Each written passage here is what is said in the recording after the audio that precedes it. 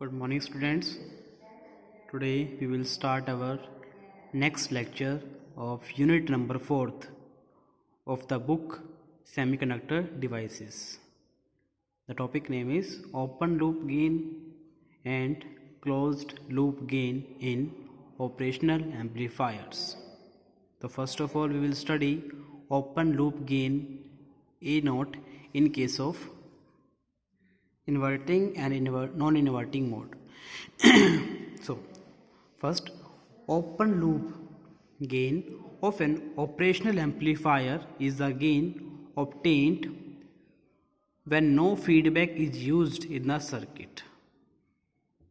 मतलब when there is no feedback is made from the output to the input, that circuit is called open loop, and the gain obtained in that circuit is called open loop gain. Number 2, open loop gain in an op-amp is of the order nearly 10⁵. जो ए की value होती है that is of the order of 10⁵. Number 3, an ideal op-amp has infinite open loop gain. Ideal op amp के लिए जो open loop gain की value होती है वो इनफाइनाइट होती है. इनफाइनाइट कैसे आती है बताऊंगा उसके बारे में. That for ideal op amps की वैल्यू इनफाइनाइट कैसे होती है. Number 4, it is defined as the ratio of the output voltage to the input voltage without feedback. ये हम जानते हैं. That gain is what? Output voltage divided by input voltage. हम use कर रहे हैं ओपन लूप तो विदाउट फीडबैक. सो OL का मतलब है open loop. Gain in open loop is equal to V output by V input. Clear है. अब इसके दो फर्दर सब पार्ट्स हैं. Open loop gain for the inverting mode, open loop gain for the non inverting mode. Inverting mode मतलब का इसका meaning ये है हमारे पास सिंपली डेट हम क्या करेंगे, जो आपका इनपुट सिग्नल है VI वो हम अप्लाई करेंगे इन्वर्टिंग टर्मिनल के ऊपर. यानी कि इस ऑप एम्प के अंदर हम आपको पता है कि this is inverting terminal and this is non inverting terminal. और आप ये भी जानते हैं what is the work of inverting and non inverting terminal. बता चुका हूँ उससे पहले. तो हम क्या कर रहे हैं, इन्वर्टिंग मोड के अंदर हम इनपुट सिग्नल को इन्वर्टिंग टर्मिनल के ऊपर अप्लाई करते हैं, और जबकि आपका नॉन इन्वर्टिंग टर्मिनल क्या होता है, ग्राउंड कर देते हैं उसको. ग्राउंडेड का मतलब क्या होता है कि वो बेसिकली वहाँ पर जो वोल्टेज की वैल्यू होती है वो 0 होती है. ठीक है. So in this case input is applied at inverting terminal of op amp in open loop configuration. Here V output is equal to A into VD. Obviously बात हम जानते हैं gain is equal to what? Output voltage by input voltage. Then output voltage would be equal to gain into में input voltage. फिर VD क्या है? Differential voltage. Difference किस किस का? Inverting mode minus non inverting mode.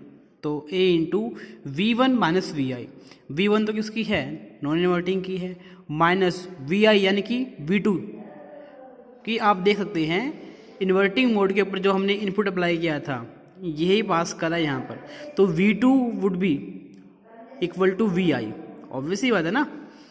देखो यहाँ पर जो पॉइंट होता है उसे हम बोलते हैं V2. ठीक है. और यहाँ पर जो वोल्टेज है इस सिग्नल के थ्रू आ रही है हमारे पास. So V2 would be equal to VI. तो इसलिए मैंने यहाँ पे लिखा हुआ है V1 माइनस V2 यानी कि V1 minus VI. So but जो टर्मिनल V1 है वो एट ग्राउंड है. हमने ग्राउंड किया उसको देखो यहाँ पर ग्राउंड किया हुआ है. तो V1 आपका हो जाएगा 0. आपका V1 क्या हो जाएगा? 0 है हमारे पास. अगर V1 आपका 0 है हमारे पास then V naught would be equal to AOL into 0 minus VI. यानी कि minus AOL VI. It means AOL would be equal to VO बटे में माइनस का VI. ठीक है. तो ये आ गया expression for the open loop gain in case of inverting mode. और यहाँ पर जो नेगेटिव साइन है इंडिकेट करता है, negative sign indicates a phase shift of 180 degree between V I and V output. ठीक है, फेज शिफ्ट ऑफ 180 डिग्री को इंडिकेट करता है। अब हम बात करते हैं open loop gain for the non inverting mode. Now you can see, इसका जो रिवर्स हो जाएगा हमारे पास, input is applied at the non inverting terminal of the op amp in open loop configuration. यहाँ पर हम जो इनपुट आपका वो हम नॉन इन्वर्टिंग मोड के ऊपर अप्लाई करते हैं, ठीक है, और आपका जो इन्वर्टिंग मोड है वो हमने किया है ग्राउंडेड, ठीक है। तो और ये हमारे पास अगेन क्या है, दिस इज डिफरेंशियल वोल्टेज, यानी कि V1 minus V2। Okay, now you will see here that V output is equal to AOL open loop gain into में VD। अगेन वही चीज़ हमारे पास AOL V1 minus V2। Now यहाँ पर हमारे पास जो V1 है वो किसके इक्वल है, V1 इक्वल है VI के, तो VI हो गया, और आपका V2 as it is. But जो टर्मिनल V2 है हमारे पास, वो देख पा रहे हैं, वो हमारे पास ग्राउंडेड है, यानी कि V2 आपका हो गया 0, V2 is at ground potential, so अगर इट बिकम्स 0 तो आपका V0 क्या आ गया, is equal to AOL into में VI आ गया।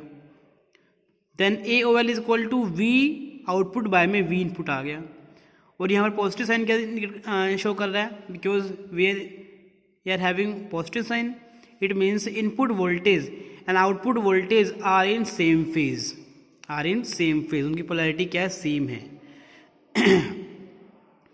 आगे देखिए, ओपन लूप गेन की जो वैल्यू है वो कांस्टेंट होती है,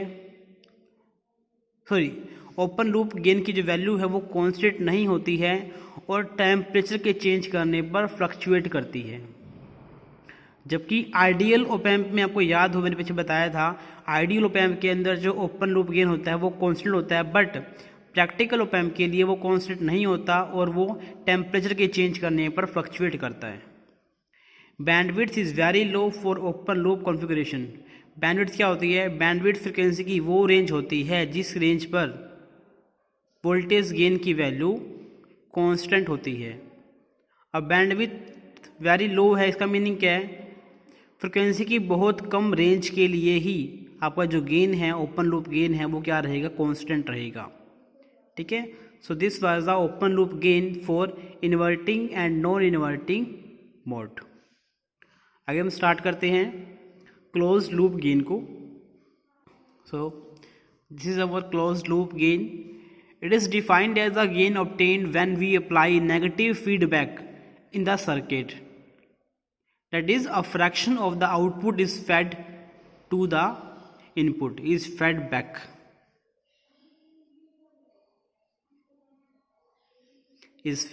to the input।